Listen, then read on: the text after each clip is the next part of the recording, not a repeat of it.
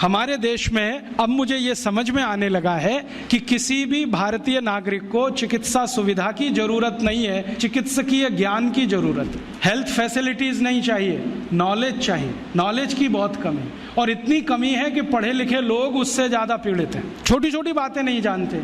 पानी को उबाल के पीना, ये इतनी छोटी सी बात है, लेकिन आज के समय की बीमारियों में सबसे इफेक्टिव है, खासकर 3 महीने की ये जो। तो आप उनको बता दो भैया पानी उबाल के पियो, उबाल के पानी पीने से क्या होता है वो समझा दो उनको, 10 मिनट में समझ में आ जाए। फिर उनसे कहो कि खाना खाते हो तो कुछ ये खाओ ये मत खाओ, क्योंकि दिनचर्या ऋतुचर्या जो आयुर्वेद की है ना, वो जरूर सीख लो। दिनचर्या और ऋतुचर्या जरूर सीखो, आयुर्वेद की बहुत आवश्यक है। और आपको मैं एक किताब का नाम बोल के जाता हूँ, इसको पढ़ो। भगवत गीता जैसे पढ़ी जाती है, रामचरितमानस जैसे पढ़ी जाती है, उस किताब का नाम है अष्टांग हृदय।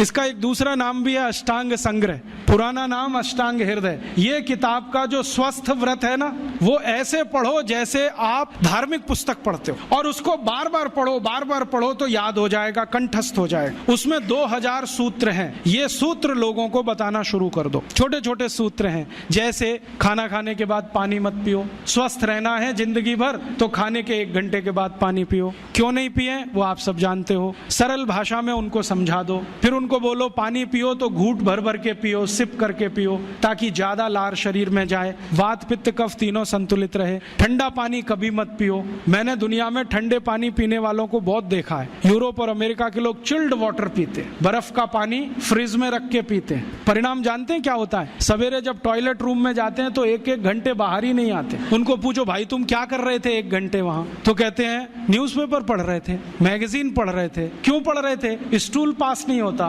क्यों नहीं होता? कॉन्स्टिपेशन है, जोर लगाना पड़ता है, फिर भी नहीं होता। गाना भी गाते हैं मेरे सपनों की रानी कभी आएगी, फिर भी नहीं आती।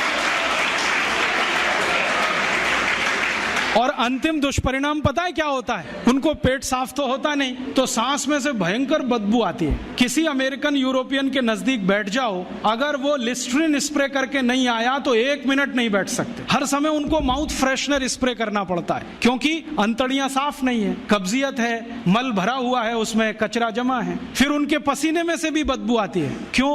कब्जियत बहुत है। और पसीने की बदबू दूर करने के लिए डिओडोरेंट स्प्रे करते रहते हैं। और आप तो सब जानते हो कि अगर कब्जियत है तो बाल भी कड़क रहते हैं, तो उन कड़क बाल को सॉफ्ट करने के लिए क्या क्या सब करते हैं। शैम्पू लगाते हैं, शैम्पू के बाद पता नहीं क्या क्या लगाते हैं। ये सब वो जो करते हैं ना, उनकी मजबूरी है, स्टेटस सिंबल नहीं है। इसको अपने दिमाग से निकाल दो कि ये कोई स्टेटस सिंबल है। तो सरल भाषा में समझाओ, ठंडा पानी पीने से ये होता है, मत पियो, समझ जाएंगे। फिर उनको बोलो सवेरे उठो तो सबसे पहले पानी पियो। फिर उनसे बोलो खाना खाओ तो बैठ के खाओ, कभी भी खाना खाओ तो पूर्व दिशा में मुंह करके खाओ, सो तो पूर्व दिशा में। ये अष्टांग हृदय में इतने अद्भुत छोटे छोटी बातें हैं तो संस्कृत में है, लेकिन अब तो उसका हिंदी भी आने लगा है। तो हिंदी ले लो, हिंदी वर्जन ले लो, इसको पढ़ो, बार बार पढ़ो, और ये जाके गांव में सबको बताओ। फिर उनको कहो देखो ये तो है स्वस्थ रहने के लिए, अब तुम बीमार पड़ो तो बताओ तुम्हारी बीमारी क्या है। ये बीमारी है तो ये दवा है, ये बीमारी है तो ये दवा है। और मेरा आपसे एक निवेदन जरूर है